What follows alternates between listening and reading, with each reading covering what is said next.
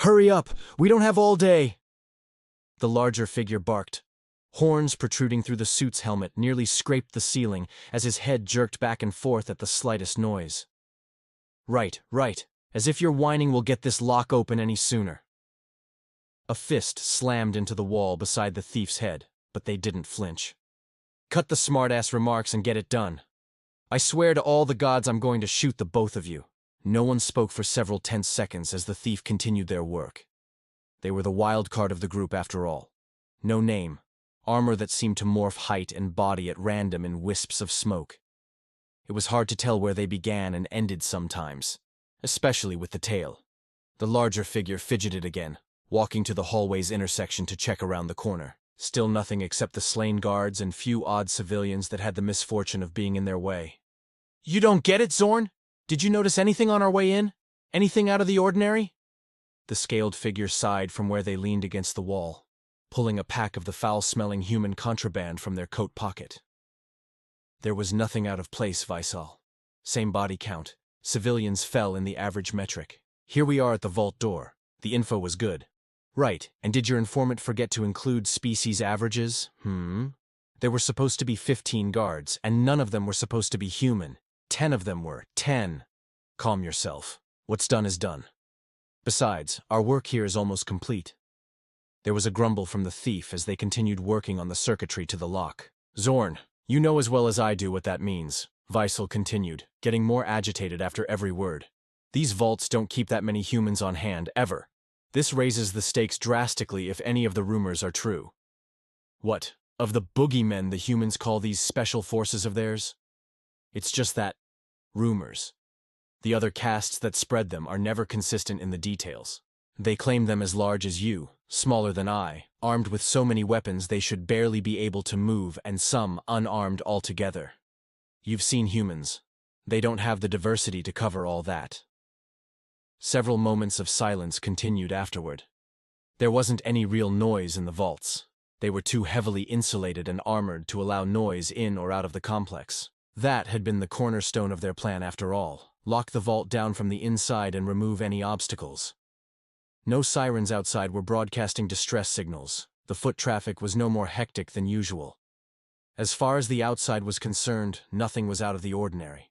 Suddenly the vault hummed to life. Mechanism slid away within the face as it began opening. Finally, the thief murmured. Whoever installed that abomination of wiring should be shot. If we didn't already get them on the way in, You can look into that on your own time. Visal, get over here. We're in. The brute lumbered over, eager to be moving. About time. They each readied their SDCS. What wonderful tech for robbing and marauding. The thing weighed no more than a few kilos, but could hold upwards of 1,000 in the distortion they created. As the final locks disengaged, the vault door swung open and they rushed in.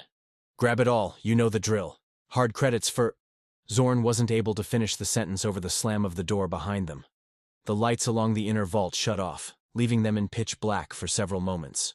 Each had taken up their offensive positions immediately, ready for any trouble. Slowly the emergency lights flickered, bathing the walls in a red glow. Backup power activated. Please remain calm, and you will be assisted shortly. All three began to relax as the message played. Wordlessly, they moved to continue their work, before there were any more distractions. Zorn, I'm full up. How far along are you? Zorn? Visal turned, expecting to see the scaly bastard right behind him, pulling one of his tricks.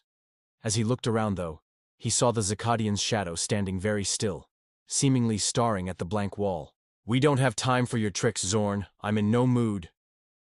As he'd moved forward and grabbed the shadow by the shoulder, the figure slumped to one side down to the floor.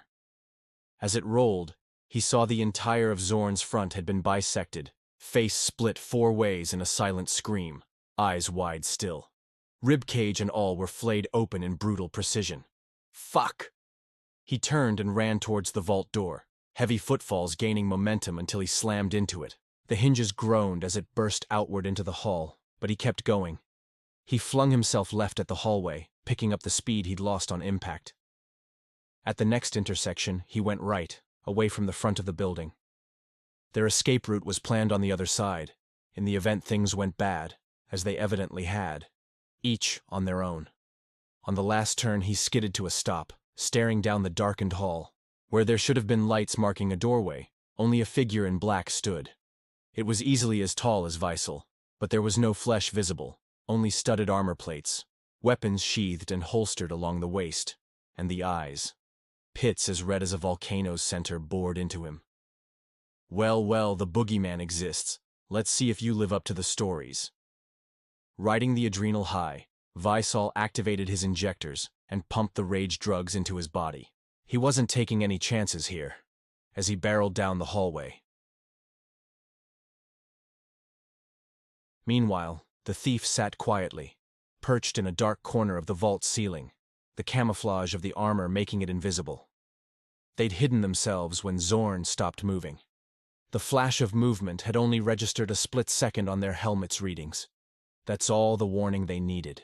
After Weissel had crashed through the door, they continued waiting, knowing good and well the thing hunting them wouldn't be keen to reveal itself right away. Seconds stretched to minutes, and what felt like hours passed. Finally, a flicker of movement from near the door. A slim figure clad in similarly smoking armor prowled across the entryway. No weapons hung from its sides or back, but as it turned, the thief saw what must have caused Zorn's demise.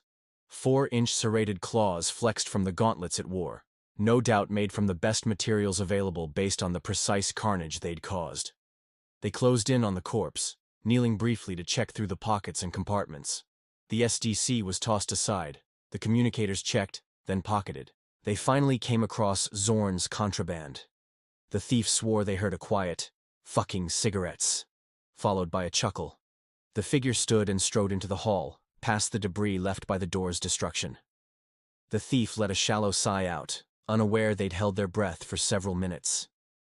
Dust trickled onto their visor, the rap tapping only lasting a moment. Looking up to make sure the ceiling wasn't about to crush them, instead, seeing the burning red eyes of the smoking figure. "There you are, pet.